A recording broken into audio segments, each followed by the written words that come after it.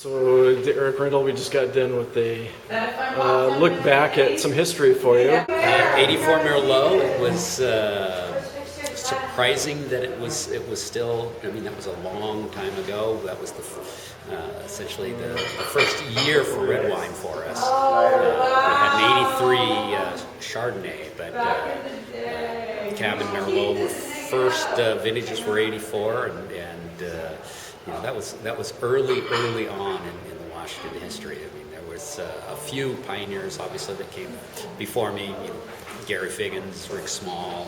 There were a few Prestons, and there were a few out in Prosser that were there. But I think we were probably, I'm trying to recollect, but you know, it seemed like there were only 9 or 10 wineries when we started.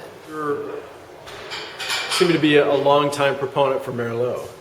And oh yeah. I think the way these wines were aged and the way they showed today, you knew what you were doing back then.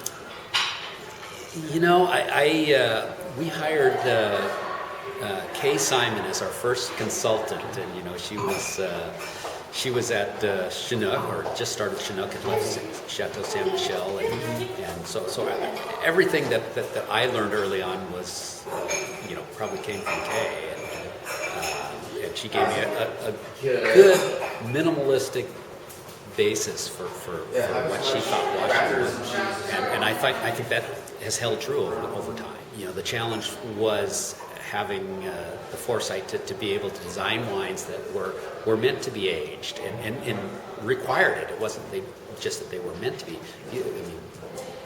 You didn't want to drink them young. They needed 4, 5, 6, 7 years before they really started to become interesting. Mm-hmm.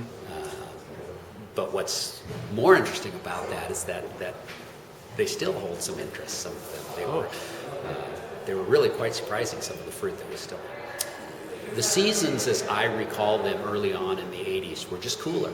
They were just, you struggled sometimes to get Cabernet right. You know, Merlot was really fun because, you know, it could hang out there a long time and just come to that perfect ripeness.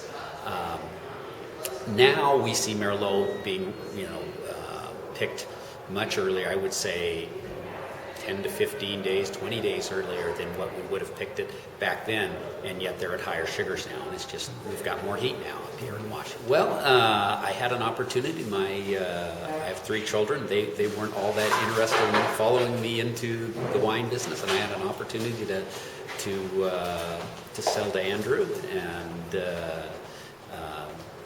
it just seemed to be a good time after, you know, 20, almost 5 years.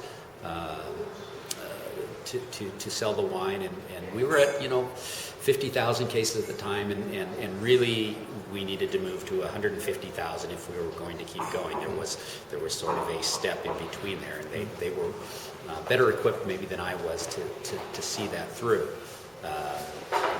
Now I travel ostensibly throughout the West Coast and to some degree onto the East Coast. I have a software company that does ERP systems for wineries that was left over from Waterbrook.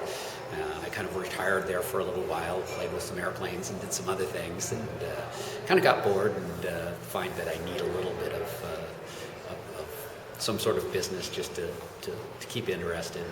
And I love the wine business. I mean, I always have. This is a sort of different aspect of it. I always say, you know, there are lots of people that have come to the wine business from the software business, and they say they sort of have a lifestyle winery business now. I have the opposite. I had a winery business, and now I have a lifestyle software company. So I feel just really privileged to have the staff, John and all of his crew, to invite me here to participate in this. It was really quite fun for me.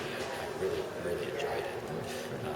The Waterbrook brand is in good hands with John, and it's nice to see that Cesar and the rest of the crew are still here and carrying on the traditions.